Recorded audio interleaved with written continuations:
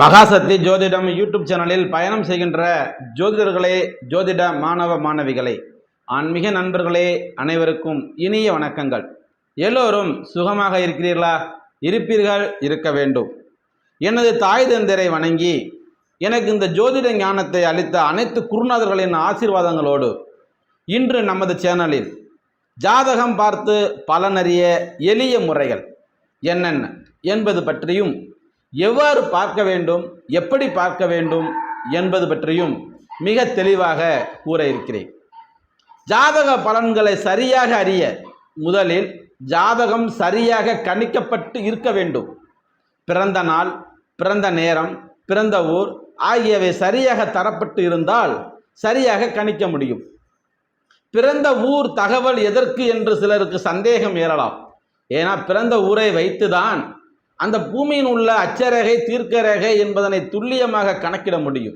அதை வைத்துதான் அந்த இடத்தின் சூரிய உதய நேரம் என்ன என்பதனை கணித்து அதற்கு ஏற்றாறுதான் அவருக்கு ஜாதகத்தவே கணிக்க முடியும். ஒரு வீட்டிற்கு பட்டா இருக்கிறது, ஒரு காட்டிற்கு பட்டா இருக்கிறது, ஒரு மனிதனுக்கு பெயர் இன்ன பெயர் என்று வைத்துள்ளார்கள். அதே மாதிரி தான் ஒரு மனிதனுக்கு ஆவணம் என்று பார்த்தால் ஜாதகமே அவனுக்கு ஆவணம். சரியான ஜாதகம் கணிக்க என்னென்னலாம் ஒரு ஜோதிடர் அறியப்பட வேண்டும், எந்தெந்த வீடுகளில் என்னென்ன கிரகங்கள் இருக்கின்றன, அந்த கிரகங்கள் எந்தெந்த வீட்டு அதிபதிகள் என்பதனை அறிய வேண்டும். அந்த கிரகங்களுக்கு அந்த வீடுகள் ஆட்சியா, உச்சமா, நட்பா, பகையா என அந்த ஜோதிடர் தெரிந்திருக்க வேண்டும்.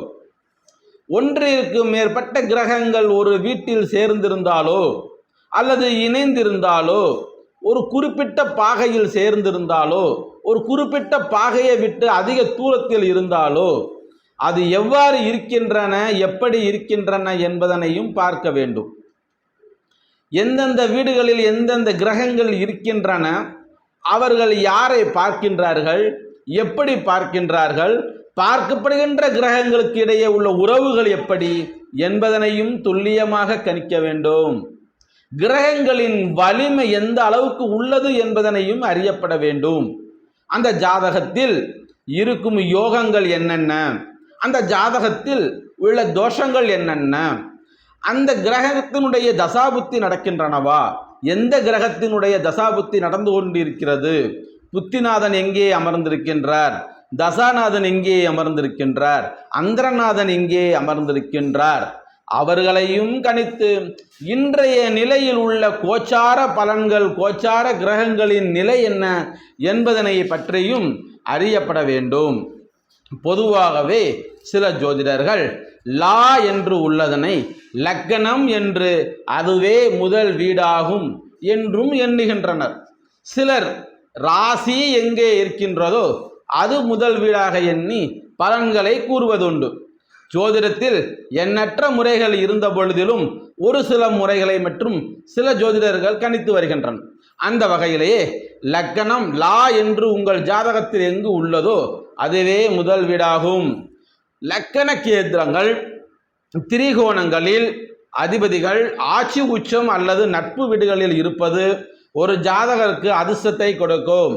அப்ப கேந்திர ஸ்தானங்கள்னா என்னென்ன? 1, 4, 7, 10. திரிகோணங்கள்னா என்னென்ன? 1, 5, 9. இவைகள் கேந்திரத்தினுடைய கிரகங்கள் திரிகோணத்தில் அமர்ந்தாலோ, திரிகோணத்தில் உள்ள கிரகங்கள் கேந்திரத்தில் அமர்ந்தாலோ அந்த ஜாதகத்திற்கு நல்ல யோகத்தையும், நல்ல செல்வ செழிப்பையும், நல்ல ஆரோக்கியத்தையும், நல்ல நிலையையே கொடுக்கும். நல்ல கிரகங்கள் நல்ல வீடுகளில் தங்கி மற்ற நல்ல கிரகங்களின் சேர்க்கையும் பார்வையும் பெற்றிருந்தாலும் அவர்களுக்கு யோகத்தை குறிக்கும். அதுபோல கெட்ட வீடுகள் வலிமை இழந்து போவதும் அதிர்ஷ்டத்தை கூட்டும். கெட்ட கிரகங்கள் பகை வீடுகளில் தங்கி அதனுடன் மற்ற கெட்ட கிரகங்கள் சேர்க்கையும் பார்வையும் பெற்றிருந்தால் அரச யோகத்தை அனுபவிக்கலாம். இதற்கு நேர்மாறாக கெட்ட வீடுகள், அதாவது 6, 8, 12 கிரகங்களும் வலிமை அடைந்து நல்ல கிரகங்களுடைய வீடுகளில் பலவீனமானால் அதிர்ஷ்டமான துரதிர்ஷ்டம் ஏற்படும். அதே மாதிரி சில ஜோதிடர்கள் லக்கணத்தில் இருந்து வீடுகளை பார்ப்பது போலவே சில ஜோதிடர்கள் சந்திரனில் இருந்தும் பார்க்கின்றனர். சிலர் சந்திரன் இருக்கும் ராசியே சந்திர லக்கணம் என்றும் சொல்வது உண்டு. லக்கணத்தை விட சந்திரன் வலிமையாக இருந்தால் சந்திரனில் இருந்து கிரகங்கள் இருக்கும் நிலைகளின் முக்கியத்துவம் பெறுகின்றன. ஒவ்வொரு பாவகம் அல்லது வீடு என்பது எல்லாம் குறிக்கப்படுகிறது.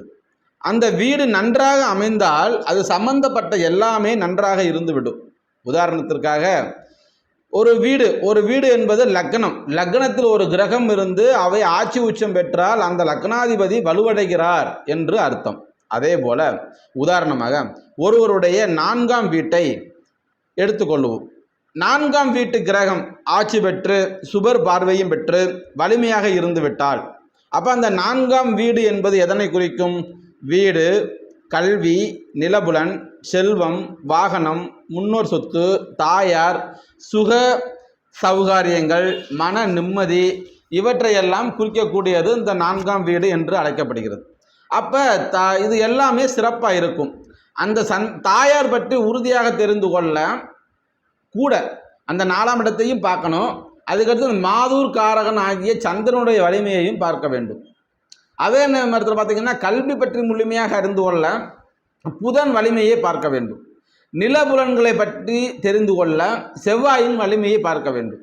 மன நிம்மதி பற்றி அறிந்து கொள்ள பூர்வ புண்ணிய ஸ்தானத்தையும் 5ஆம் வீட்டு அதிபதியின் வலிமையையும் பார்க்க வேண்டும். அப்போ பாக்கிய ஸ்தானமான 9ஆம் வீட்டு அதிபதியை வலிமையையும் பார்க்க வேண்டும். இப்படி சம்பந்தப்பட்ட மற்ற கிரகங்களின் வலிமையையும் மற்ற கிரகங்கள் பெற்ற நீச்சம் உச்சம் வகையையும் மற்ற கிரகங்களை பார்க்கும் சுபகிரகங்கள் பற்றியும் இதையெல்லாம் பார்த்துதான் ஒரு தெளிவான பலன்களை சொல்ல முடியும். ஒருவருடைய பண இருப்பு எப்படி இருக்க வேண்டும் என்பது பற்றி தெரிந்து கொள்ள தனஸ்தானமான அந்த 2ஆம் வீட்டு அதிபதி எங்கு இருக்கிறார், 2ஆம் வீட்டில் அமர்ந்த கிரகம் என்ன, அது எத்தனாவது நட்சத்திர பாரத்தில் உட்கார்ந்து எந்த சாரம் பெற்று இருக்கிறது என்பதனை அறிந்து அதற்கு ஏற்றாறு போல நம்ம பலன் சொல்ல வேண்டும். அதற்கடுத்து விரயஸ்தானமான 12ஆம் வீடு அதன் அதிபதி, அதில் இருக்கும் கிரகம் ஆகியவற்றை கூட பார்க்க வேண்டும்.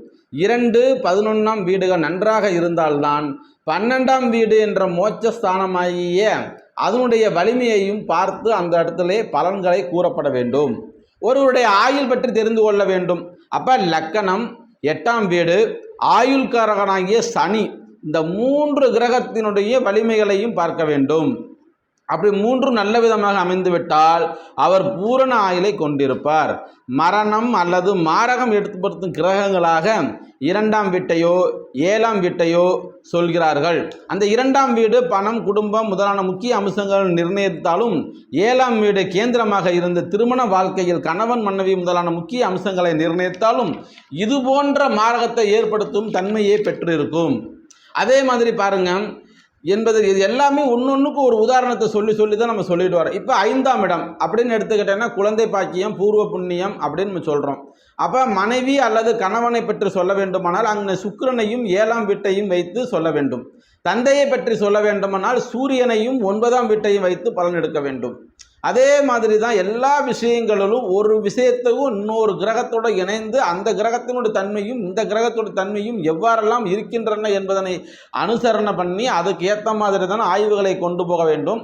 இதற்கு எல்லாம் முக்கியமான காரணம் அந்த தசாபுத்தி காலங்கள், எந்தெந்த தசா நடக்கிறது, எந்தெந்த புத்தி நடக்கிறது, என்ன அந்தரம் நடக்கிறது, தசாநாதன் எங்கே இருக்கிறார், புத்திநாதன் எங்கே இருக்கிறார், அந்தரநாதன் எங்கே இருக்கிறார், அந்த கிரகத்தினுடைய தன்மைகளும் வலிமைகளும் என்ன, அந்த கிரகங்களை யார் பார்க்கின்றார்கள், அந்த வீட்டு அதிபதி எங்கே இருக்கிறார், அந்த வீட்டுக்குரியவர் எங்கே இருக்கிறார், அவர் என்ன சாரத்தில் அமர்ந்திருக்கிறார் என்பதை எல்லாம் ஆய்வு செய்துதான் ஒரு முறையான ஒரு பலனை ஜாதகருக்கு, வரக்கூடிய நபர்களுக்கு, வரக்கூடிய கிளைண்ட்ஸுக்கு நம்ம எடுத்து கூறப்பட வேண்டும்.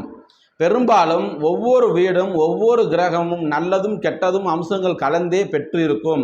அப்படி இருக்கையில் இரண்டையும் கணக்கில் எடுத்துக்கொண்டு அந்த இரண்டிலும் வலிமை எது மேலோங்குகிறதோ, கெட்டது வலிமை மேலோங்கினால் அவனுக்கு கெட்டது நடக்கும் என்றும் நல்லவை வலிமை மேலோங்கினால் அவனுக்கு நல்லது நடக்கும் என்றும் ஜோதிடர்கள் கூறப்பட வேண்டும்.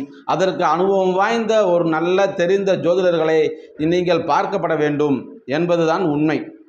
இன்றளவு நிறைய ஜோதிடர்கள் முறைகளும் நிறைய ஜாதகத்தினுடைய கணிக்கும் சாஃப்ட்வேர்களும் இருக்கின்றன. பொதுவாகவே ஒரு ஜாதகத்தை கணிக்க எண்ணற்ற சாஃப்ட்வேர்கள் இன்று உலாவி வருகின்றன. அவற்றினுடைய அச்சரேகை தீர்க்க ரேகை முறையாக இருக்கின்றதா என்பதனை நம்ம யாரும் அறிவதில்லை.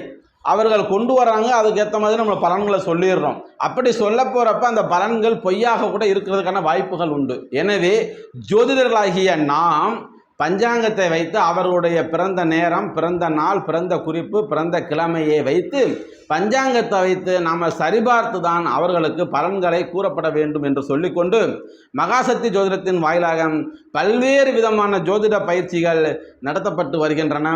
எளிமையான வகையில் ஜாதகங்களுடைய பலன்கள் எடுக்கும் விதம் பற்றி கூறப்பட்டு வருகிறது. தியரி கிளாஸு மற்றும் பிராக்டிக்கல் நாலேஜை வளர்க்கும் விதமாக நம்மளுடைய பாடத்திட்டங்கள் அமைக்கப்பட்டுள்ளது.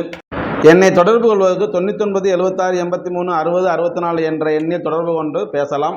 மகாசக்தி ஜோதிடம் யூடியூப் சேனலை சப்ஸ்கிரைப் செய்யாத ஆன்மீக நண்பர்கள் சப்ஸ்கிரைப் செய்து கொண்டு பக்கத்தில் உள்ள பெல் பட்டனை அழுத்தி தொடர்ந்து ஆதரவு கொடுத்து குருவர்களும் திருவர்களும் பெற்றிட வேண்டுமாய் கேட்டுக்கொண்டு விடைபெறுகிறேன். நன்றி. வாழ்க வளமுடன். சிவாய நம.